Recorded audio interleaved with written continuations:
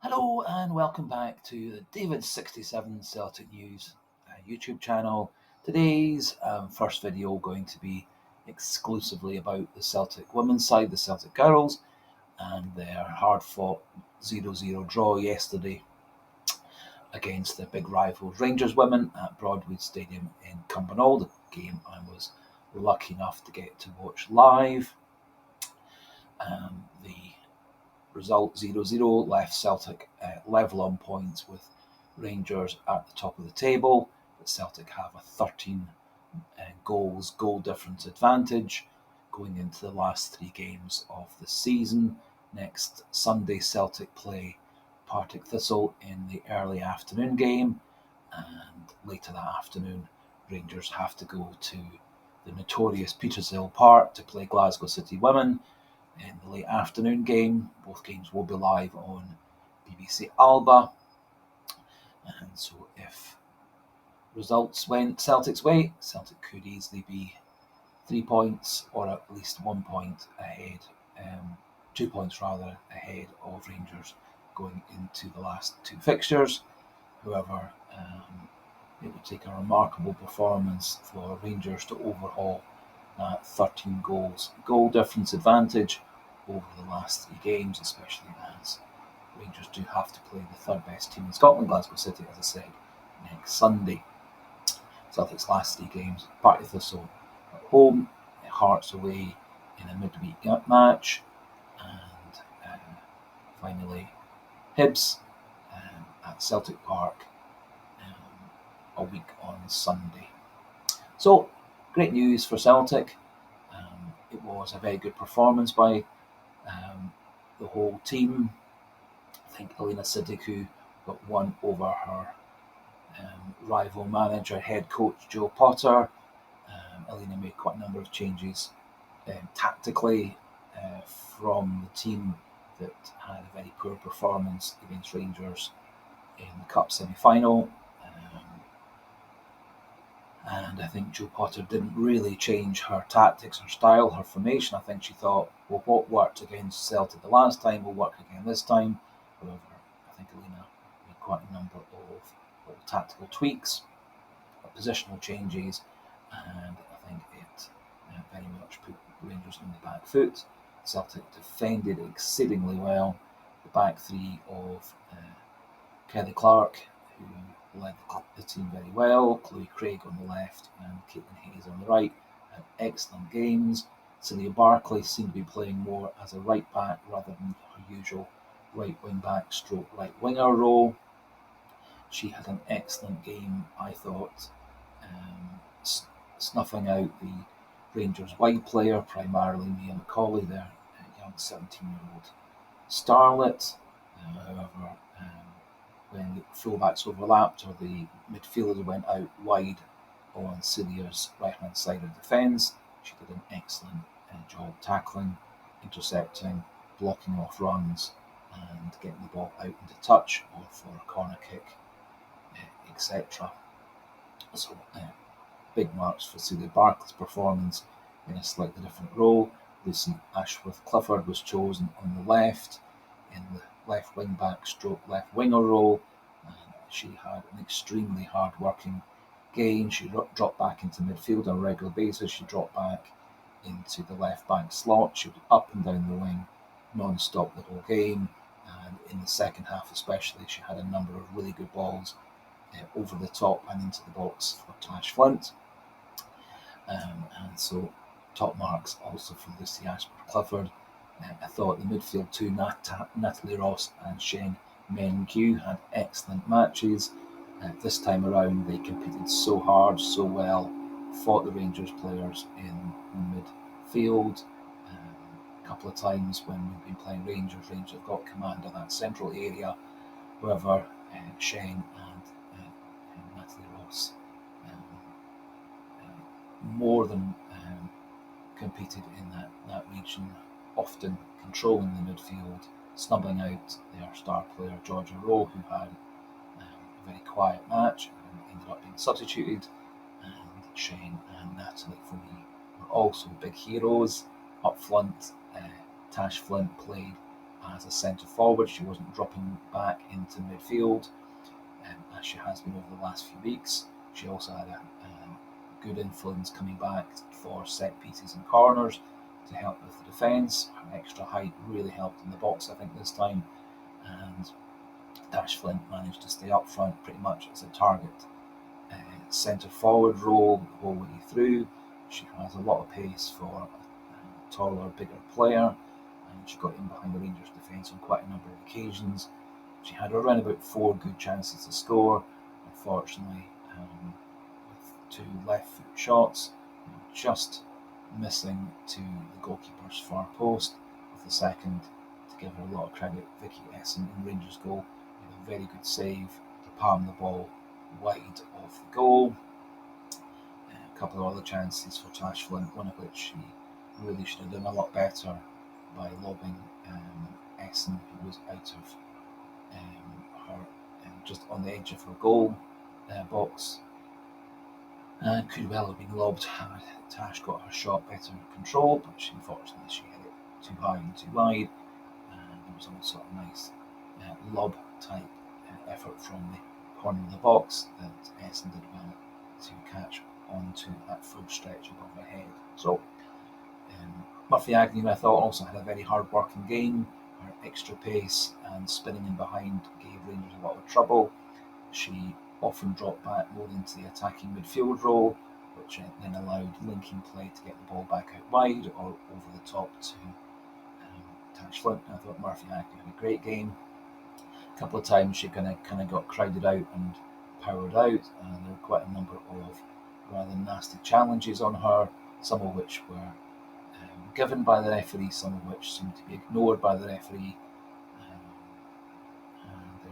There was one actually really very nasty challenge that ended up with a yellow card, and there were a couple of others that could easily have been yellow carded, but the referee kept his cards in his pocket for the most part during the game.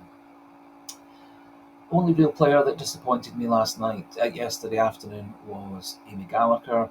She didn't seem to really be able to compete in midfield. She didn't really seem to be able to get herself space in midfield, nor was she really able to get herself forward. Not sure whether she was just struggling with the role, whether she's still struggling with her fitness, having been out for a couple of games a few weeks ago with an upper leg injury. But she was the one player who didn't really get a good mark from me yesterday, although she tried exceedingly hard. I think she is an immensely talented player, and I was so delighted to see that she signed a 3-year extension to her Celtic contract. She very much is a player of great talent who I think is going to become better and better and become more and more of a star for Celtic. She scored an absolute ton of goals this season, created and assisted in a lot of goals, and has broken into the full women's Scottish international squad. So having her for 3 more years is an immense plus mark for Celtic. Going through the game, I thought Celtic got themselves into the game right from the start, which has not been the case a couple of times against Rangers. They competed right from minute 1. Rangers in the end only actually had 1 proper chance at goal. Otherwise, Celtic snubbed them out and blocked and moved them out of the way, cleared their box really well. Rangers did hit the bar on 2 occasions with rather speculative long-range shots. But Kelsey Doherty was credited with 1 save, which really was a shot hit with very little pace. It wouldn't trouble anybody. And I think it was a remarkable performance by her, marshalling her defence, and the central back 3 augmented by Celia Barkley primarily and Lucy Archibald-Clifford, but also Shane and Natalie Ross dropping back to help with the defence, and Tash Flint coming back at set pieces, corners, free kicks, etc. to clear the box as well. Overall, I think Celtic just about deserved to win. They certainly more than deserved to draw the game. They had their best defensive performance, I think, of the season. Their best midfield competitive performance of the season. And Tash Flint just had her scoring boots on, we could easily have scored 1 or 2 goals and got a deserved win. Looking at the stats, the possession was practically 50-50, 50.3 to 49.7, so as good as 50-50. Shots on goal were 11-8 for Celtic, with 3-1 on target. The Rangers goalkeeper had 3 saves to make, and Kelsey Doherty had just 1 save to make for Celtic, and there were 5 corners for both sides. I think it pretty much shows this was a very even game, very hard fought, and probably looking at the shots at goal and the shots on goal, Celtic just had that wee bit more dominance and probably sneaked the right to win the game. After the match, Alina Sitiku, head coach, was obviously very happy. However, she was stressing that Celtic's got 3 big games, that we shouldn't count the chickens until they're hatched, metaphorically, and she was saying that there was pressure on her team, but equally there was pressure on the Rangers team. The Rangers team decided you have to go and play the 3rd best team in Scotland away from home, which is always a very difficult fixture. A game they drew earlier in the season. We have 2 games out of 3 at home, and we have, in recent years, recent games scored plenty of goals against Partick Thistle. We beat Hearts 5-0 last time around, although we did have a hard-fought 1-0 win against Hibs just a couple of weeks ago at Excelsior. We have beaten them more comfortably earlier in the season, so lots and lots of positives for Celtic. Now going to just pop in a wee highlight reel from the game, and then just after that a few final thoughts regarding Celtic's women's side, the players, the future, etc.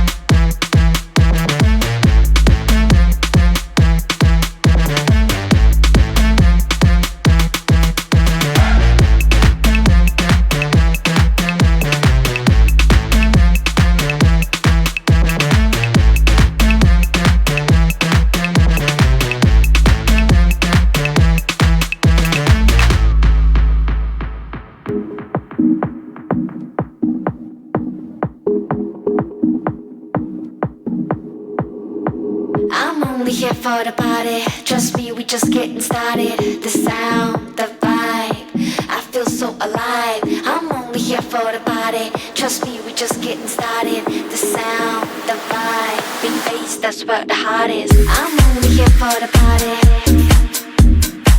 The sound, the vibe, I'm only here for the party. The sound, the vibe, big bass, that's where the heart is. I'm only here for the party. I'm only here for the party. I'm only here for the party. The sound, the vibe, big bass, that's where the heart is.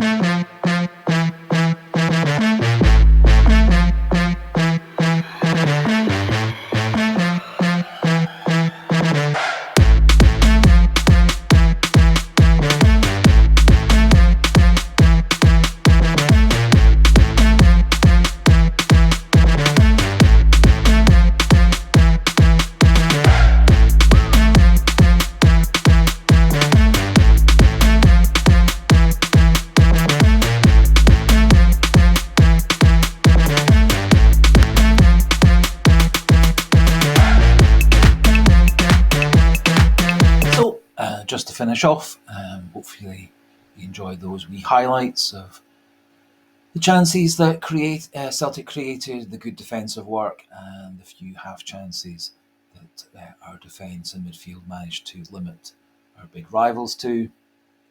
So lots and lots of positives. I also wanted to say at this point that the experience watching Celtic at Broadwood against Rangers was very pleasant. I was rather surprised when I got to the ground that the seating was largely mixed. So I had a very pleasant time sitting beside and in between a couple of families of Rangers supporters, all very pleasant, all very polite, all very respectful. The person I went to watch the game with had a nice chat with a Rangers fan about the game, how it had gone, very pleasant, very friendly. We then went to Tim Hortons for a cup of coffee on the way back to the car, and again, pleasant time chatting with Rangers fans, all very pleasant, all very respectful. We were in a section primarily with families, and there was no swear words, no anger, no nastiness. As I said, lots of chances for both sets of fans to cheer and clap, and nobody causing any problems. And I have to say, it was a very positive, very pleasant experience. A slightly unexpected experience that I was sitting in among Rangers fans, near to another section of a mixture of Celtic and Rangers fans, and it was, I have to say, really very pleasant, very encouraging, and I think it is the way forward for women's football in Scotland, to encourage this as a family event, getting young kids, girls, mums and dads, grannies and grandads, etc. to the game and spreading the good word. And the quality of football, I thought, was excellent from both teams. There's an awful lot of great players in both Rangers team and Celtic's team. And it was also rather nice to see quite a number of the younger Celtic players and younger Rangers players commiserating with each other. And I suspect that's because they've been sort of growing up in schoolgirl, under 17, under 19, under 21 games together. And so there were a few Celtic and Rangers players who were commiserating with each other or congratulating each other. And I thought, again, that was very nice to see. And I think it's, again, a very good way forward for Scottish women's football and Scottish football in general. Some may disagree with me. I do know there's a very massive rivalry between the two men's clubs, the two main clubs, but it is nice to see fans getting on with each other and having a pleasant experience, a friendly experience watching football together as football fans. So that just about finishes things off for this morning's video regarding the Celtics women's time. As always, if you have enjoyed the video, have enjoyed some coverage of the Celtic women's side, Scottish women's football, please do click that subscribe button if you're not already a subscriber. Again, click the like button and do feel free to pop your comments into the comment section. And as I said, Celtic's next match against Partick Thistle, early afternoon on Sunday, live on BBC Alba, and so I will do a video either late on Sunday evening or first thing on Monday morning, just to keep everybody who is interested in the women's team up to date with how they're doing in their last three matches, and to see whether they can follow through and win from this pole position they've managed to get themselves into with 3 games to go. So for today, goodbye and hail, hail.